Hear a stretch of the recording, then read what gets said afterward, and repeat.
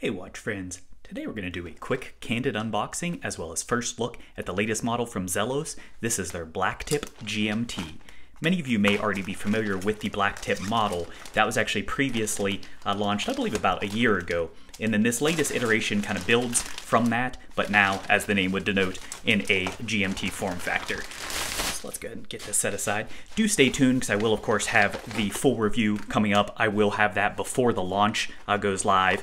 So stay tuned for that. We'll have of course more details here, but I always like to share in this experience with you all.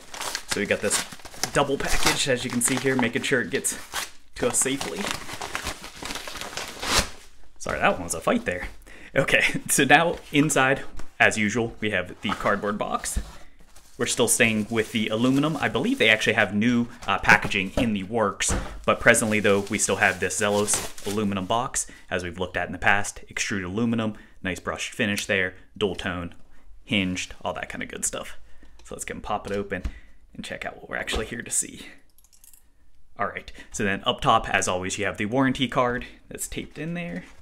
And let's check this out. Let's see which one we got. All right, so it looks like we're looking at the purple version here, and we'll go through. Let me set this aside, and we'll check this out real quick. But we'll go through the basic specs as far as the stated specs on this. The case, similar to the prior Blacktip, is coming in at 41 millimeters. The lug-to-lug is stated as 47.5 millimeters. The bracelet stays at 20 millimeters. Then the thickness, this does increase, as you can see here, definitely a thicker watch overall. They have it stated spec at 13 millimeters for the total thickness. And that's owing in part because it went from, I believe, a Miyota 9039, if I recall, or 9015, if I recall, on the prior Blacktip. With this one, it's the Seiko NH34. So this is going to be an office type GMT. Let's get that popped off so I can actually see this. And then pricing, though, is where it's really impressive. So certainly you do get a little more thickness. Still not too bad at 13 millimeter stated spec. That's with, I believe, without that crystal rather. But I'll get this on calipers and everything for the full review to actually get confirmation there of all the specs. But with this purple one, this is going to be different. So there's 6 different variations that are available. They're all coming in starting at $399, and then the price will vary depending on which variant you go with. There are some more expensive options. I expect the double meteorite, double mother of pearl rather. So it's going to be mother of pearl dial as well as bezel. That one I expect is going to be very popular. And additionally, I believe it's a first for the industry, and that will probably be a little more expensive. There's additionally a vibrant red color. There is a teal color, a black, which has a gray bezel. The teal is a double teal, and then there is a meteorite version as well. All of the other variants, though, are going to have sapphire for bezel inserts. With this one, though, as you can see, I believe this is a ceramic bezel insert. So that mixes it up. And then, of course, the mother of pearl, as I mentioned, will have a double mother of pearl. So that'll have that bezel insert inlay as well. But this, as far as coloration, I'm really excited. In the full review, we'll get much better footage of this. We'll check this out, indoor, outdoor, lume, of course, all that kind of good stuff. But one of the things that I'm excited about for this to see across the range, as you can see here, the shade of this is pretty different. And in the full review, I'll bring in some other purples so you can get kind of an idea of the coloration. But this really shifts quite a lot. Look at that. That almost looks like a blackish right there.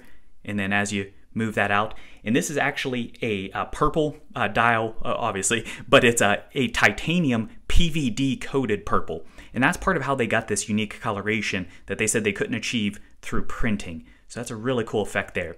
Additionally, you'll notice on this one, it has white markers, so and handset as well. So you can see it's the same styling. It's subtle, but you can see it still has the same embellishments, cathedral style on the hands. Let's go ahead and pop that so we can actually get a better look at that hour hand.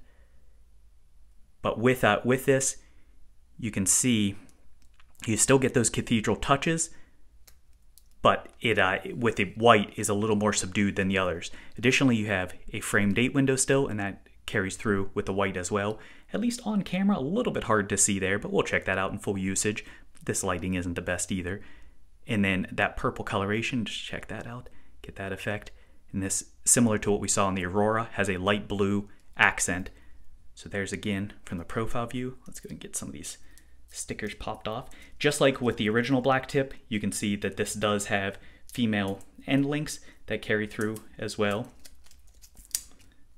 That's going to be a bugger to get off of there.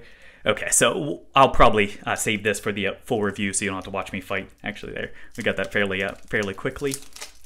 So here it is. We'll just check out the one side. You can see the articulation. Just like with the original Blacktip, that's one of the things it was known for, was the wrist hugging comfort. And you can see with this, those H-links, real nice articulation there. Folds flat to the case back. Looks like we do have quick release spring bars, so that's nice if you want to change it out. Additionally, just like with the Aurora, you have a double pusher, milled clasp, but one of the cool things is this does have that Toolless micro adjust, so you just push and slide that in and out. It is a non-ratcheting style, so that means you do have to push it in to go in or out for that. I really like this one. This has probably been my favorite clasp from Zelos. I like the Vitesse style as well that we checked out on the Spearfish GMT, but this one I think is really nice. So I don't want to spend too much time on this, just wanted to at least give a quick feel. You can see drilled lugs, still nice slim case profile. The bezel, still skin diver style, where you can see it has that undercut for that and protrudes, which really helps to kind of visually slim that down some, even though the thickness isn't the slimmest in the world. Let's go ahead and set that on my wrist just to give an idea. So this is my 6.5-inch wrist, just to give kind of a reference point there. You can see no issues whatsoever with lug to lug, which I wouldn't expect at under 48 millimeters. But then you can see kind of the drape and articulation. Look how nicely that contours around to the wrist. Same thing, nice. The case hugs along the wrist, just like the prior variant did as well. All right, so there you have it. This has just been, like I said, just a quick first look. I realize this doesn't have all the details. Actually, let's check out. So bidirectional bezel, a little bit soft, not bad. It's fairly precise, pretty clicky, no back and forth play. I've got to say that's pretty decent. It's not as satisfying as unidirectional bezels typically are from Zelos, but really not a bad action at all.